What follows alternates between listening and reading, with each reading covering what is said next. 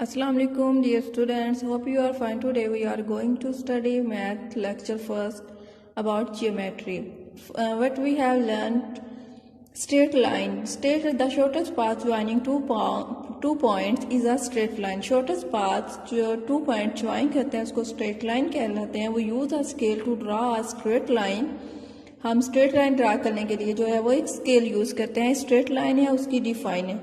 Next जो है हमारे पास कर्व लाइन है. A line joining 2 points is curve. एक लाइन जो 2 पॉइंट्स को ज्वाइन करती है. If it is not straight, अगर वो स्ट्रेट ना हो.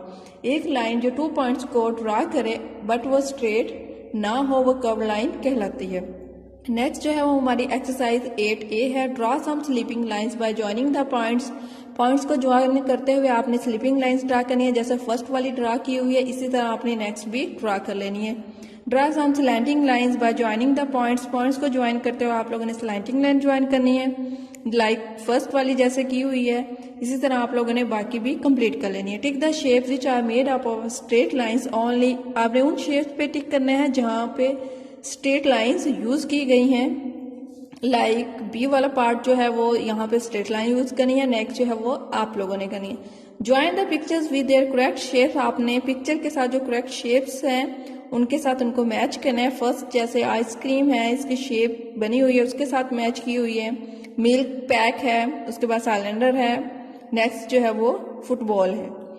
नेक्स्ट जो हमारा टॉपिक है description of basic shape. Basic shape की description. Triangle has 3 sides. A triangle has 3 vertices और कॉर्नर्स. ट्राइंगल की 3 साइड्स होती हैं और 3 ही कॉर्नर होते हैं.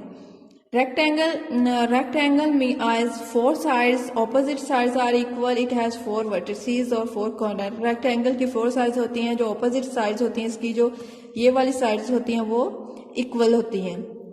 उसके बाद स्क्वायर हैज 4 साइड्स होती हैं. All the sides of a square are equal. Square की जो तमाम साइड्स होती हैं वो इक्वल होती हैं.